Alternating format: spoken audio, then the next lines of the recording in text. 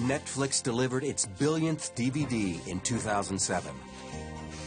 Hastings was about to reinvent his company with a service that promised to make DVD by mail obsolete. Streaming video online.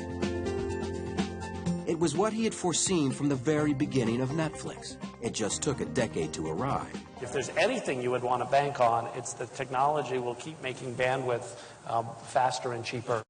Bandwidth may have been cheaper, but not the shows themselves.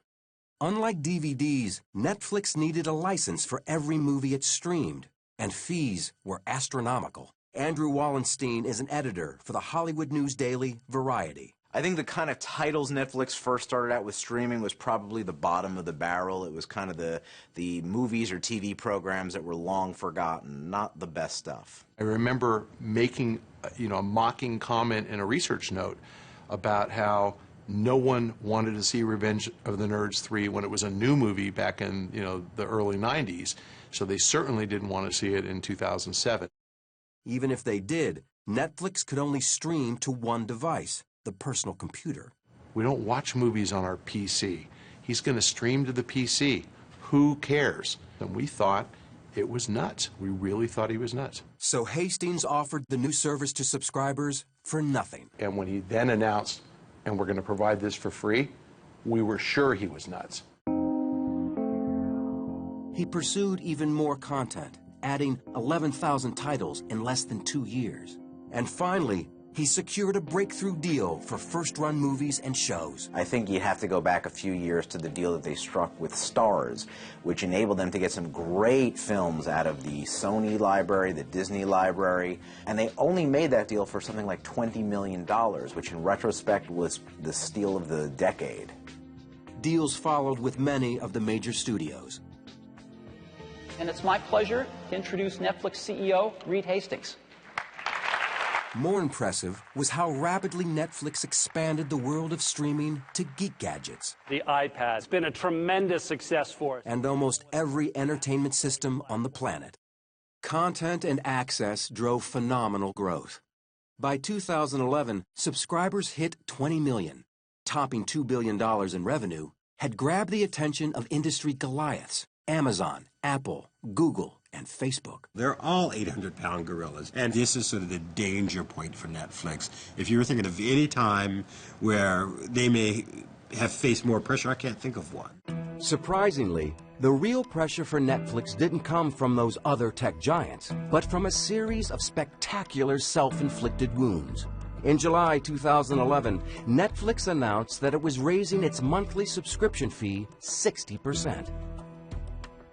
800,000 subscribers defected. 2 months later, a contrite Hastings apologized.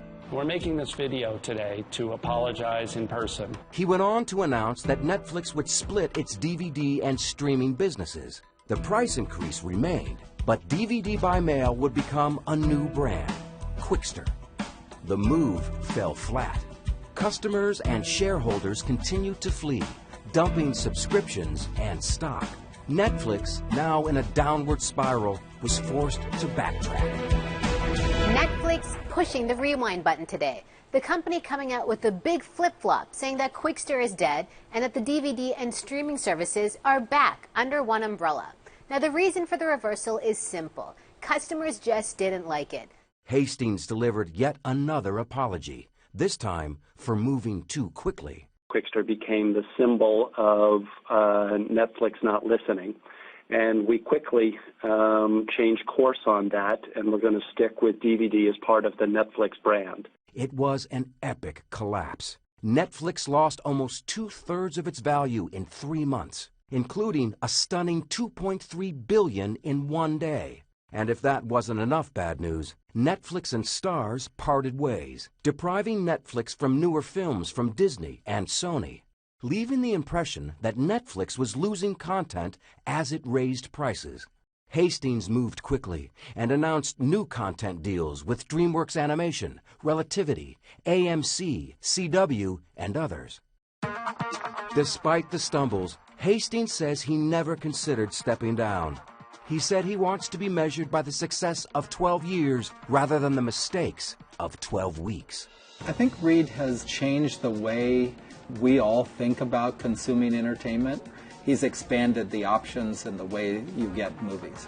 I would not count out Reed Hastings and Netflix. I think, again, that they are a company that knows their challenges, that they don't hide from them. There's very few companies that have done this many things and succeeded. And, 12 years later, again, it's one of those companies where you may not like the company, but you can't argue about its successes.